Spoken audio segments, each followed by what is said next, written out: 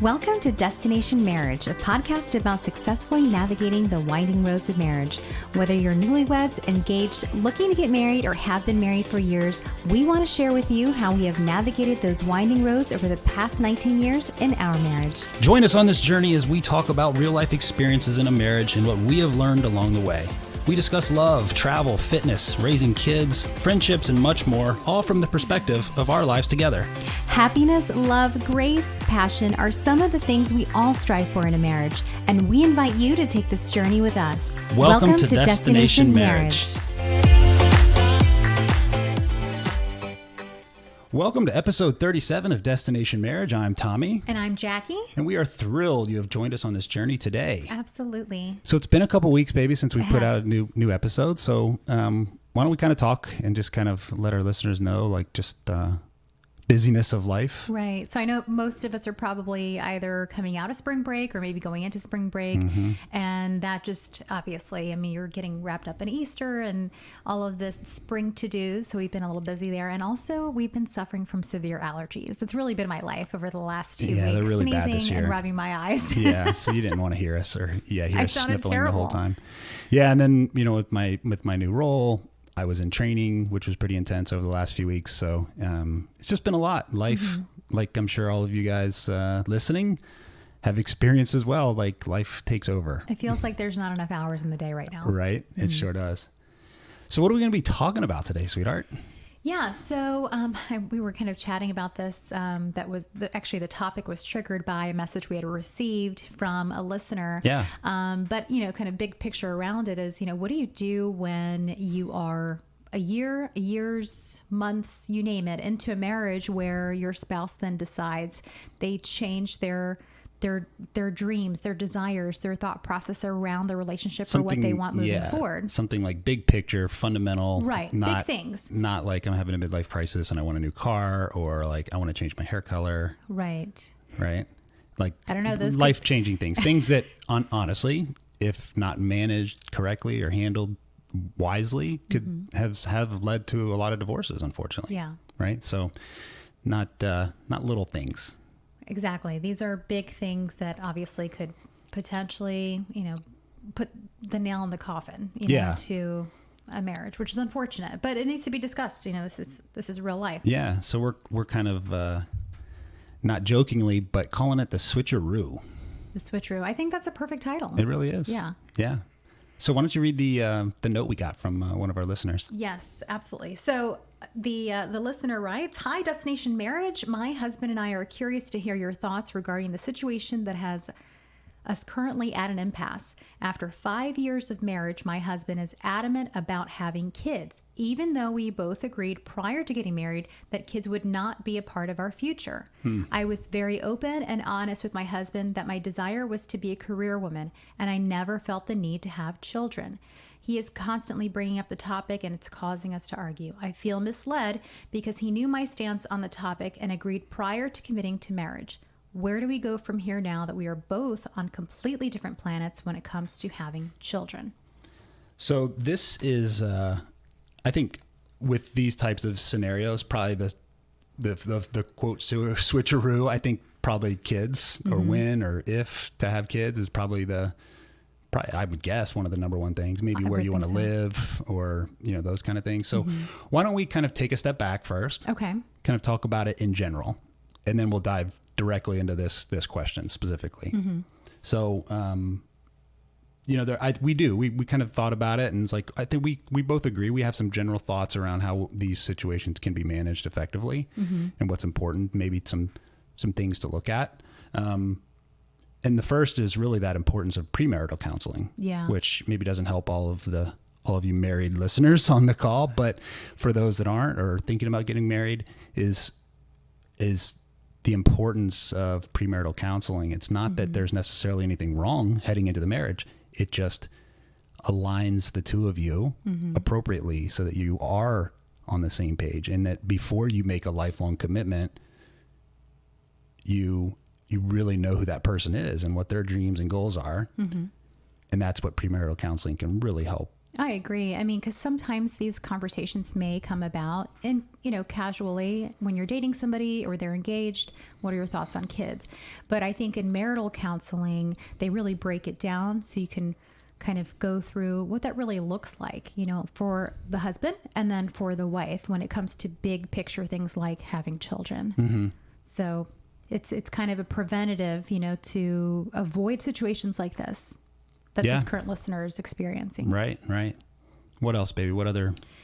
Yeah. So, the importance of open and thoughtful communication, like really trying to get to the bottom of like what might be driving that firm stance, whether it be to have children or to not have kids, what's driving that desire all of a sudden. Yeah. And I think that kind of goes across the board, is understand the why. Right. Everybody comes into a marriage and a relationship with some type of past history. So maybe that person needs to do a little bit of a deeper dive on why am I feeling this way now? Because if somebody's, like I said, we said called the switch-a-roo, if somebody's changing things like that, something that's obviously going to cause some type of discord in the relationship, they need to do a deeper dive in understanding why am I feeling this way now when I didn't feel that way 5 years ago, 10 years ago. And vice versa. Why is someone maybe having a really hard stance on an issue when if they really did maybe a deep dive into their own personal history, they realize, oh, well, maybe I put up a defensive wall around ever compromising on X because I had a bad childhood around it. Right. There could be a lot of fear associated with the reason as to why they don't want to have kids or make a move or, anything that's a major life change. There could be a lot of fear and anxiety around that. Things you saw your parents go through, whether it's kids, being a bad parent, a good parent, or, if it's around the importance of being close to family. So if like one spouse is like, let's travel, I'm fine, let's pick up and move because of a new job. Right. And the other spouse, all of a sudden it's like, wow, now we're at an impasse. So really understand the why. There has to be a good reason too. I mean, that you should share that. If you're firm on something and you can't communicate to your spouse why you're firm on something, they're going to make up whatever reason they have in their head. She's stubborn. He's stubborn. That could cause a lot of frustration. Right. So I think it's really, and especially around fear or rejection or bad experiences. And that may be a real reason that's relevant, and share that with your spouse. It's like, for 15 years, this happened in my life. I'm not going to allow that to happen again. Right. Or maybe they came from a big family and they love the idea of having, a house full of kids. And maybe initially they thought, yeah, you know what, it's not really for me. And then they think back on their childhood and they are really, when they think of those happy moments, feel like they're missing out. There could be so many different ways to look at it or what they're experiencing. But communication is really going to be key here, and how it's communicated versus communicating it as though it's a demand. Right. So next, this is kind of big picture, but as the person that is has that firm stance, and the other partner wants to make a change or wants to go a different direction, life direction, is really ask yourself, when you should sacrifice in order to kind of show love to your partner in that scenario, whatever that scenario is, right? Like sometimes not sometimes, marriage is about mutual sacrifice. Right. And it may be for the long term, that sacrifice of agreeing to a major change may end up far outweighing beneficially to you as selfishly to you, right? Like, but it's mostly, it's unselfishly that you're sacrificing in order to meet a need or a want of your partner. And so on the tail end of that is also, if you do make that change and agree to it, commit to not being bitter ever about it. Right. And using that as a weapon down the road. That's all, but that's definitely, like you mentioned, it's a commitment, because with some of these things, like you said, a career change or a move, those things can easily be switched back. If they find out that it's really not going to work for the other spouse, maybe I'm willing to sacrifice 2 years. Let's give it a try. Yeah. when you're talking about having children in this particular situation, there's no going back. Right. You know what I mean? It's like you don't just turn it back in. Yeah. So I think when we it tried comes this for a couple of years. there's no going back.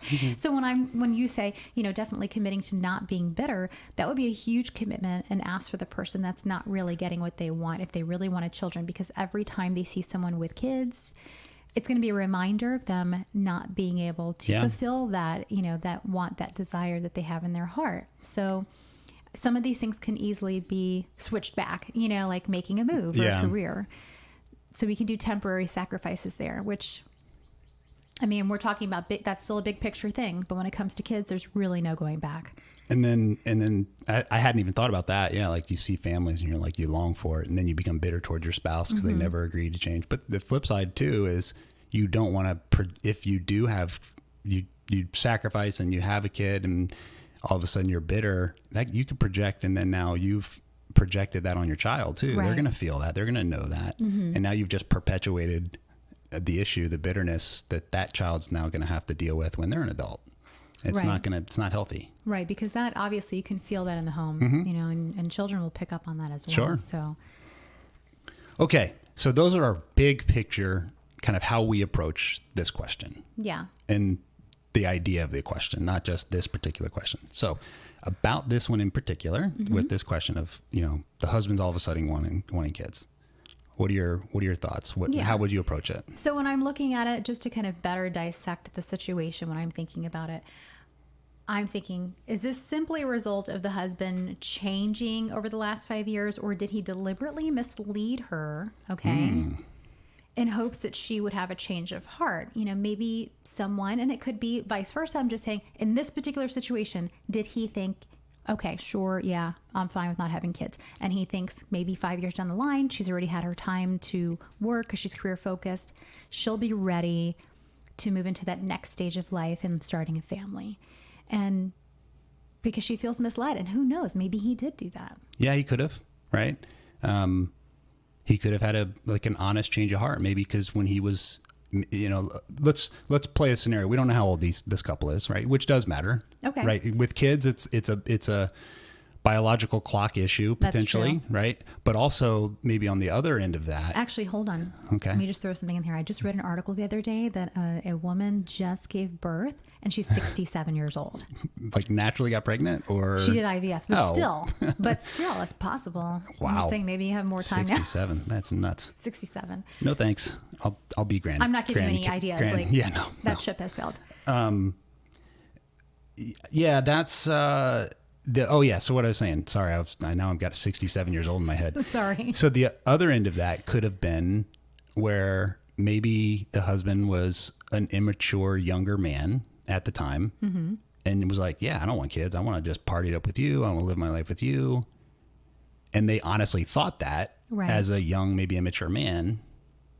And now all of a sudden he's like, oh, wait a minute. I want to have kids, and now he's pestering his wife for it. And she's like, guess what? I haven't changed. I'm only 5 years into my career. So if we assume they're in their, maybe let's say they're mid to late 20s at this point versus maybe they're 39, 40, because that 40 number tends to be like a biological clock, whether it's real or not. That number kind of represents like, oh crap, if we're going to have a kid, health-wise, just that just tends to be a number. So yeah, the wife, this one, there's a lot of questions you need to ask there, which kind of goes back to our open and thoughtful communication. And so let's just say that maybe they're in their early 30s. Okay, that's fair. 31, 32. Got married mid-20s, now they're 31, 32. Yeah. So, she's probably approaching, a serious maybe step up. Yeah, like maybe she's career. Just gotten promoted, or she's just hitting her stride in her career. Exactly. So she's probably gaining momentum, and she's still young. She's still young at this point. Now, technically, after the age of 35, you're considered a geriatric pregnancy. So, geriatric. I know it sounds ridiculous, but she's still young. They both are young, and they're in a position right now, I'm assuming. They're building their life, who knows, maybe they also had other dreams and plans. And for her, obviously, this is very career driven. So I could understand why she's saying, I feel misled if we both agreed on a major life choice before we got married, not after we got married. A year into it, I said, I don't want to have kids, then obviously that's different. The But way before we walk down the aisle Yeah. and I tell you, look, I want to be a career woman. I don't want to have kids. I love you. I want to spend my life with you and build a life, but children are just not a part of that equation. The way she worded it, there's a hint of, I don't know, there's kind of a hint of maybe some arrogance, not arrogance. Like she's not, if she's reaching out to us, which she is, I appreciate it. We love it. We want to, anytime people want advice, we're happy to. What she hasn't said is if she has really all she has expressed Okay. is annoyance at her husband and it's causing a problem.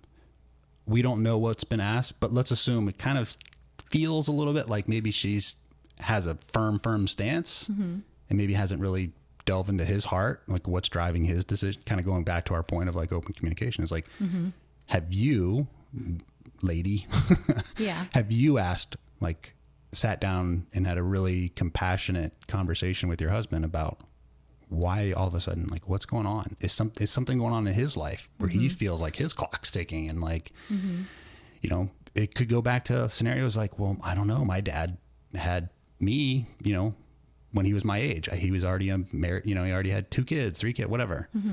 So I think that really good questions there are important. We talked about compromise. Yeah. This one's kind of hard to compromise on, right? It's you either have a kid or you don't. You said, is there any room? I mean, honestly, is there any room for compromise? How do you meet in the middle? Is there a middle? Right. This is a huge ask for a wife that's on a career path because this is the nature of the fact that a woman gives birth. It takes a physical toll, an emotional toll. It's physically draining during the pregnancy. And they will need to take time away from their career path, right? So honestly, most of the compromise is going to be on the wife's part, period. Right? Most of that work and time away from a goal or a career path is going to be on the woman's side. To your question of, is there room for compromise? What we would offer is to discuss that through, have an open conversation about it and be honest. And if she's on a career path at a certain company, look at what their maternity leave looks like. That's become much more liberal. Yeah. And that's the wrong word, liberal, No. but it's much more reasonable. Right. And willingness as the work environment has changed and evolved that, some companies are giving women an entire year off and then they walk right back into their position guaranteed, so there's, because she reached out, I don't know. I just get this sense she's got a, Well, I think she feels hard like she's stance. at a loss here because, and women are probably, I think it's proven, women are better communicators. If she's saying that she communicated this, I'm taking her for a word that she did, and she was very upfront about it.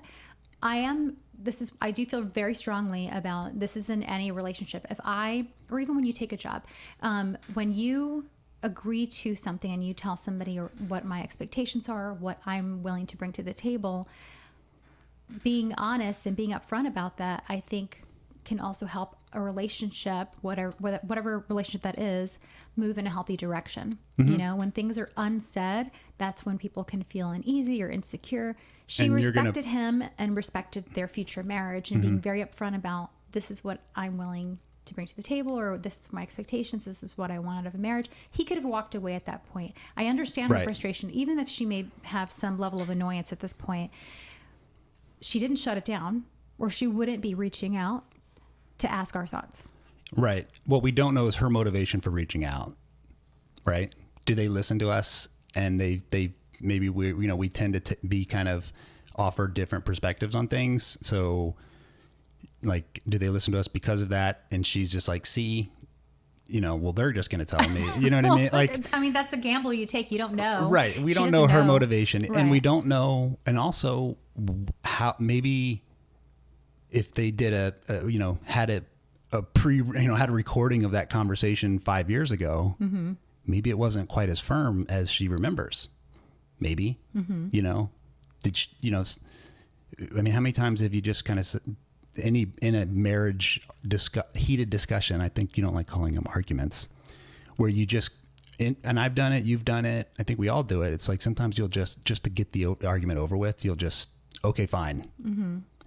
Throw your hands up. Right. And so who knows how this was communicated a long time ago, but it goes back to our point.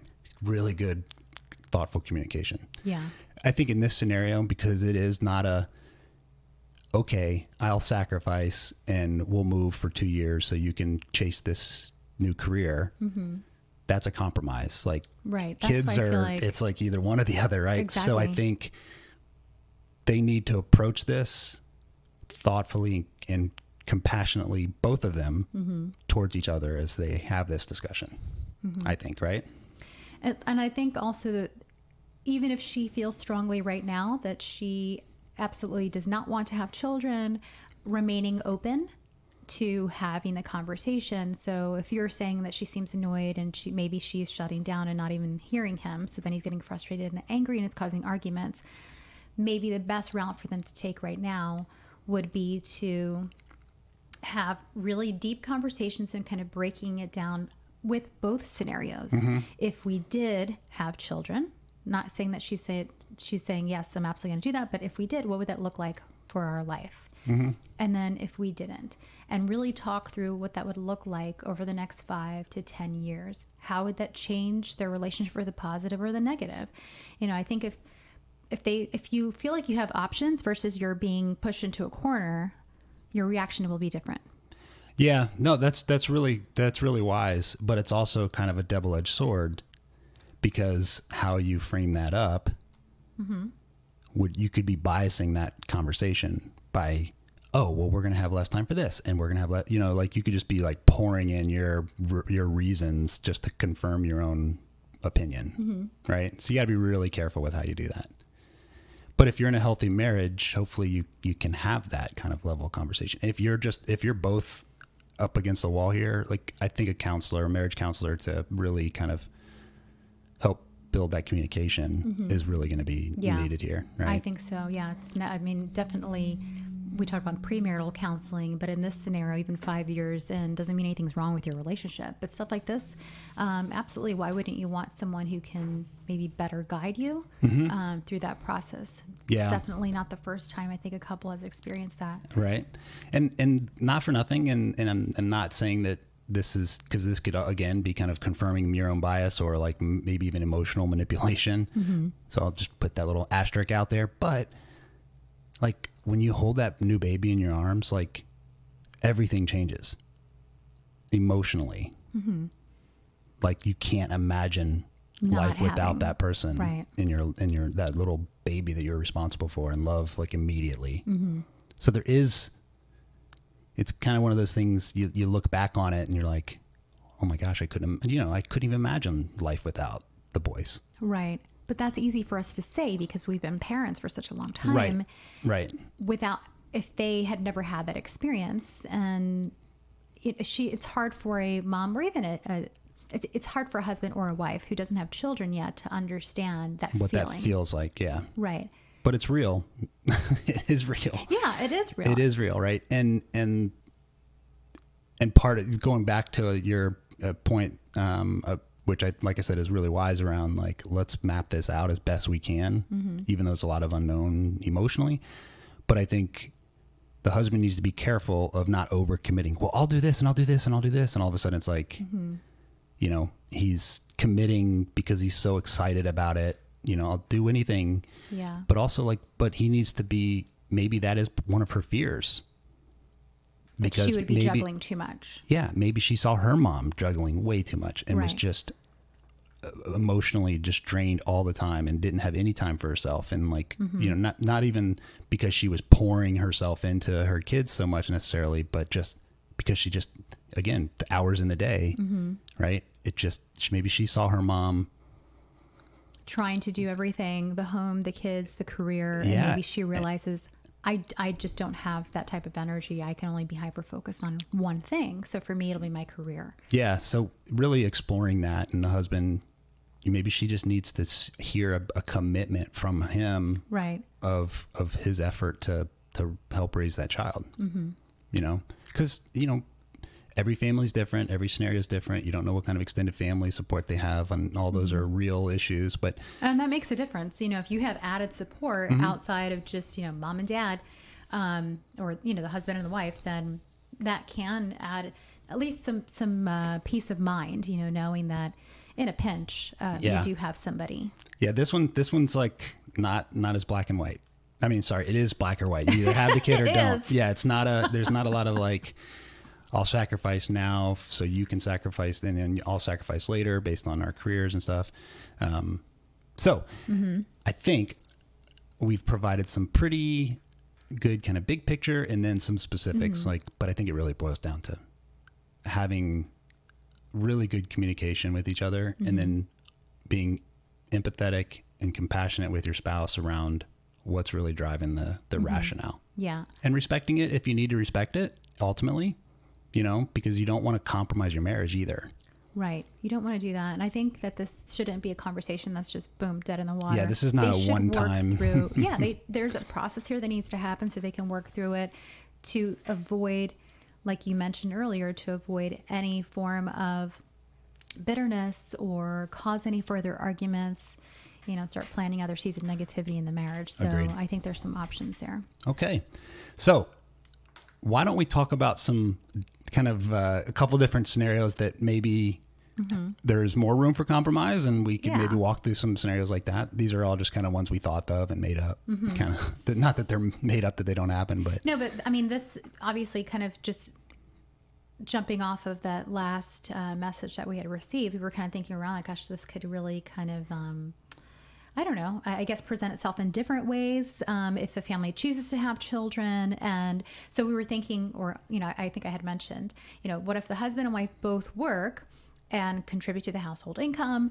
The wife then decides she no longer wants to work after having a baby. So they do want to have the baby. They have their baby. And the option of the mom remaining home to focus on caring for their child was never discussed. Right. Because they both agreed that she would go back to work immediately having the baby. And they're really not in a position to not have two incomes. So now what? Well, that one makes it, I mean, that's an assumption that they're not in a position to. Maybe currently they're not. But I think their lifestyle, I guess, is based off of two incomes. So right. And that, I mean, so there's a lot to unpack there. Okay. Right. That may be kind of temporary too. If the woman, just because a lot of moms, I think if you lined up 100 moms and 100 dads, it's probably harder for the moms to hand over their baby to a babysitter or to daycare. It's that emotional connection and just that maternal instinct it's why it's called a maternal instinct, right? So I think that in this scenario, it'd be really wise for the husband to be really compassionate and really empathetic as they explore this. Again, this isn't something that has to be permanent. And also, postpartum depression is a very real thing. So what stage of postpartum this scenario is unfolding really matters too, right? Not saying that, because I'm saying from a husband's perspective as far around being empathetic and compassionate to his wife's needs here. Right. But what does that do now that makes the husband the sole provider? Right. I think that if the woman's dead set on it and the husband is like, okay, let's make this work, they need to map out a financial plan for that to make it work. And what the husband shouldn't do in this scenario is use that as a weapon. Like, lord that over her. Well, you wanted to stay at home. Now we don't get our third vacation or whatever, or second, or a vacation, right? Or you wanted that car. Well, you wanted to stay home too. So deal with it, right? I mean, that's being a jerk, like a real right? He's a real nice guy, right? But some version of that could happen. All it takes is one little comment, little manipulative comment to throw a jab at the wife in that scenario. And it's, I think for this one, a lot of this is on a lot of this becomes how a mature husband and new father deals with this. Right. Because that could add a lot of and I'm saying this obviously can vary depending on their financial situation. But if they really depend on two incomes, that could add an additional stress. Yeah. And again, they have a newborn. So this is a new baby waking up, every hour and a half, so you're having sleepless nights, all that pressure. And then now he is the sole provider. That can be a lot of pressure on a relationship. So, I mean, I do think some sacrifices obviously would need to take place in order for her to stay home. And it could be a temporary thing, Right. like This you mentioned. one's right. Maybe she just wants a year to have that. That's a really special time. Your baby's it only is. going to be Yeah. a baby and a newborn. And that baby needs mom. I mean, it needs both parents, but that mom, the maternal component of a brand new baby is so important. Yeah, especially if you're breastfeeding, like you kind of need to be. Obviously there's options, yeah. but I'm just saying that time with your baby. Sure. It's a very small window. Yeah, this one is it kind of a lot of this stuff still kind of circles back to a husband needs to really take a step back and be and grow up here. If as far as that scenario, the ways it could go, a lot of that depends on how well the husband handles it. Right? The mom's already got enough to deal with. She's already got enough going on, and she's physically recovering, emotionally potentially recovering, physically because of the baby, is draining. Yeah, it's exhausting. It's like so there's. I wouldn't rush into this decision, and then maybe the husband needs to step up and maybe find a better job. Is he complacent in his job because he's happy being? I'm not saying that it could be right. He could just be, oh well, I liked putting in mediocre effort at my job, and I'm in a comfy job that I don't have to really work hard at. That's true, but there are a lot of people that are like that because they don't like change, So Right. So this again, back to the maturity of a husband is like, okay, maybe I need to step up and really be more ambitious to meet my wife's needs and wants of wanting to stay home now. Yeah, I would suggest, let's say this couple maybe during the pregnancy or even before they got pregnant decided that she said, I really want to go back to work right after I have the baby, just as a fallback or just as a safety net. I would encourage every couple, if they're in that position, to maybe put aside 6 months As of much as possible, reserves, yeah. just in case things should change and they want to stay home for a longer period of time. Why not? Can't hurt. So what about the kind of the reverse of this scenario for the new mom scenario? She was ready to go home and he changed his mind. It's like, nope, now that I see this beautiful baby, I don't want anybody else. You mean she's ready to go back to work? She's ready to go back to work. To her she's 9 like, to 5? Yeah. And the husband's, I guess we could go down to multiple different kind of rationales here, but what if the husband's just like, you know what, I've changed my mind. That's a very real thing. Okay, I have heard this situation where a husband says, once we have kids, I want you to stay at home. I want you to be at home, taking care of the home, taking care of the kids. I don't want you to work at all. And that is a very real issue where then women get frustrated because they really do want to bring in additional income so they can do those added things. Right. Maybe he's not in a position financially to have vacations or buy the kids the extra things that she feels, she really wants to be able to provide her family. But he's adamant about her staying home and taking care of dinner on the table and cleaning the house. And, is that a backwards way of thinking? I mean, it's kind of like 2021, or is it chivalrous? I want to take care of all of those things. Let me, handle that as the husband. Again, but that goes back to premarital right? In these scenarios, if that was day one, that was that's what the husband wanted. They agreed to that. And all of a sudden now she wants to go back to work. But the switcheroo here is more of, yeah, they both agreed. Yeah. Right. In this scenario, they both agreed. Yeah, we're all going to work. And now all of a sudden the husband's like, nope, you're not going back to work. I mean, well, as a man and as a husband, what are your thoughts around that? I mean, do you think that there was a moment in time where you felt like, I really don't want Jackie to work. I would love for her to just stay home.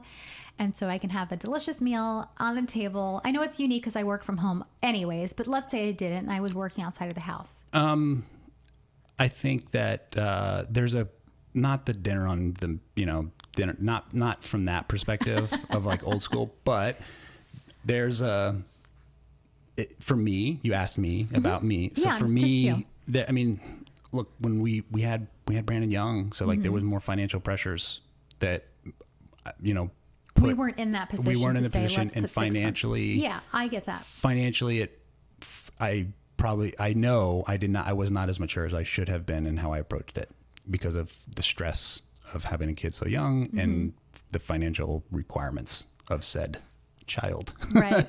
But let's say, so hold on, let me just kind of, I had a thought, like, Okay. if you get me into a train of thought, I'll lose it otherwise. So, for me, my thought is not from a lording over you or like a math.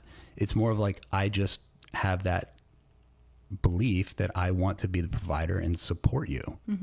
Right. And so part of that for us, as far as that compromise, is we discussed this was a long time ago, right? 12, 13 years ago.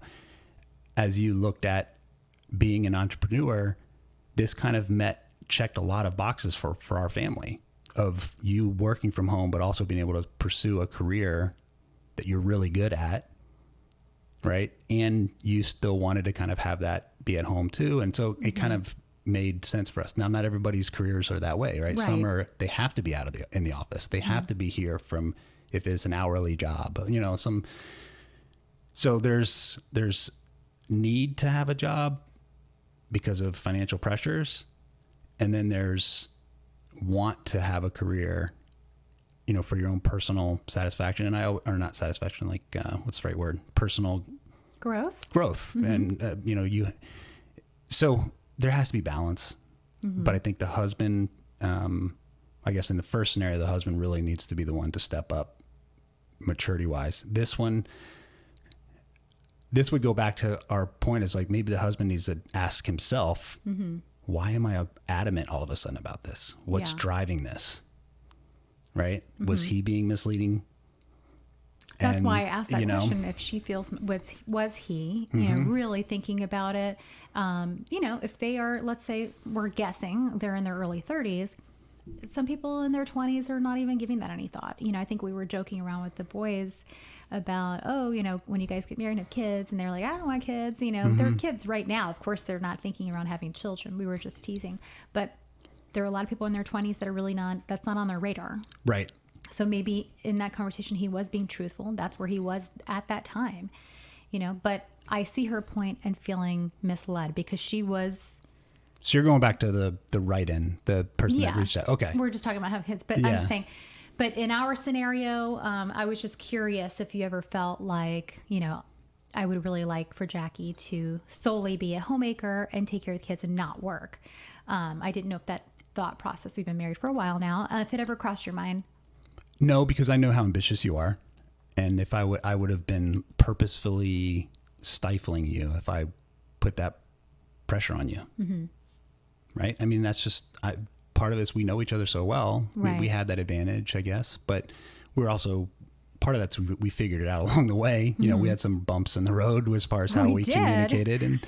But I mean, for this last scenario, like, again, it's really understand why.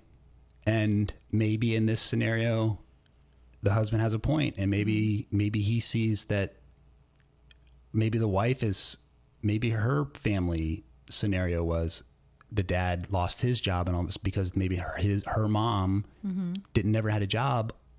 She saw the pressure of that. So like having a job as a backup is always something that's important. There's a job and then there's a career, those are different motivations too. Right. If it's just, I need a job because I just have to pay X bills, then that's one thing. But if it's,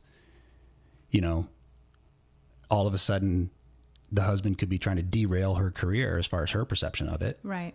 She's like, screw you. I've been busting my butt for 10 years and in this role, I'm finally here. Maybe she's just fresh out of school and she's like, I'm just, I got my master's or whatever she did. And now she's finally hitting her stride because you have to prove yourself for a while. And she loves being a mom too. It's like maybe, and I mean, the last scenario we said, right? Like she loves being a new mom, but she really wants to get back to work. She wants to do it all. And so I think that the husband needs to sacrifice here probably in that scenario, knowing his wife's ambition and her education and how much effort she's already put into it. Right.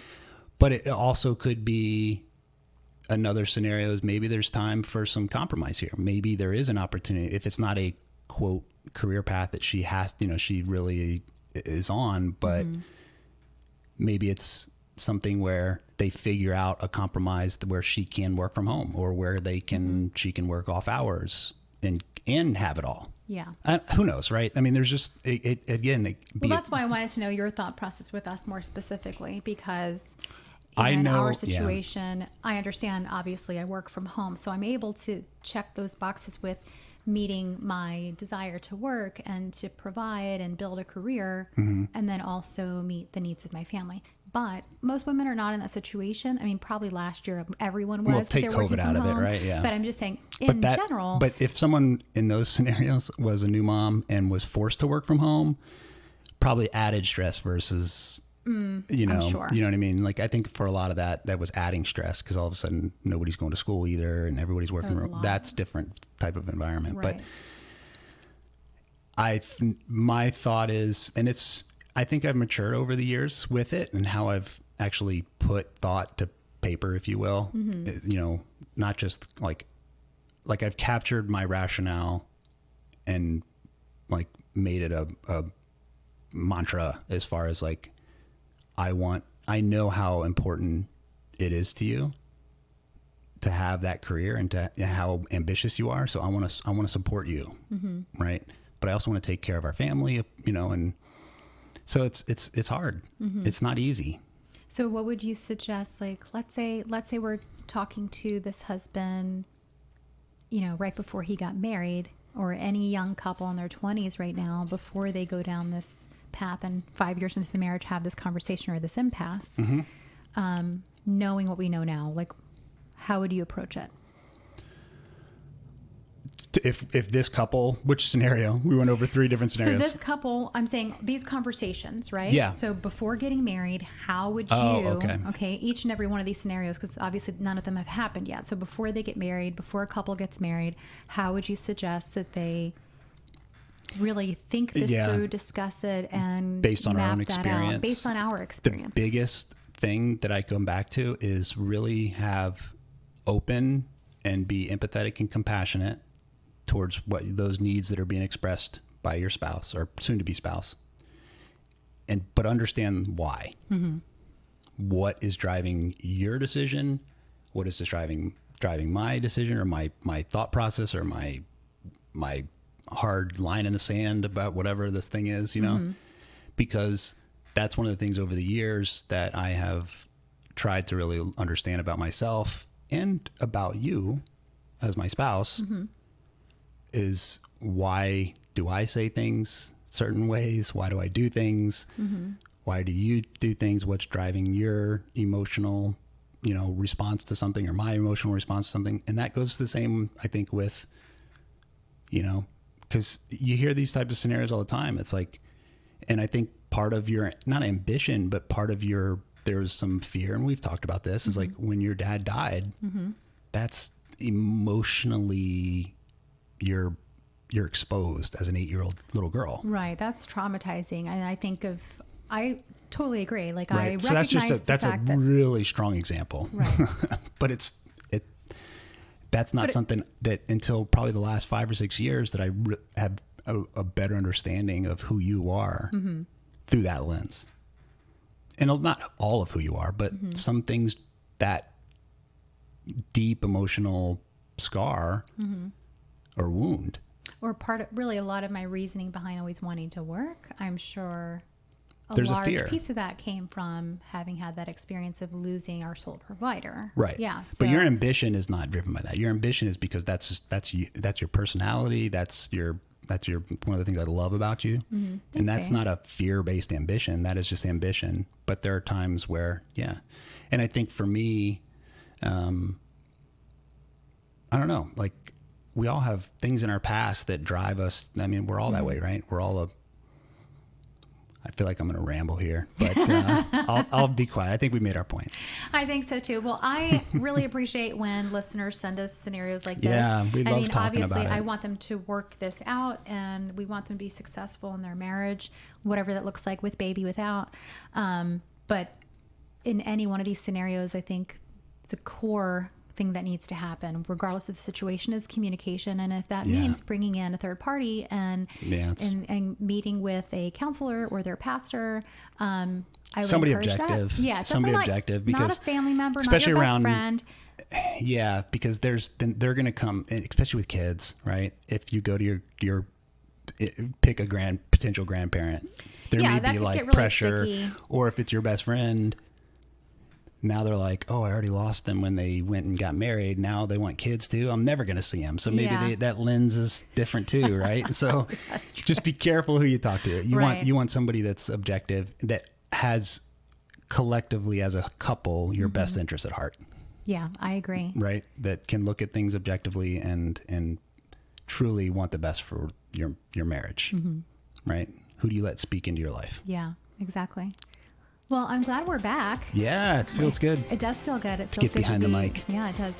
Well, thank you guys for listening, and we will definitely be back next week. So see you then. Bye.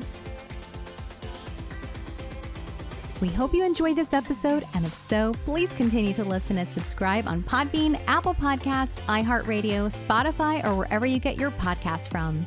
We would greatly appreciate positive reviews, and we will answer any questions at feedback@destinationmarriagepodcast.com. For up-to-date content and news about the podcast, you can follow us on Instagram at destination_marriage and visit our website at destinationmarriagepodcast.com. Be sure to tune in next week.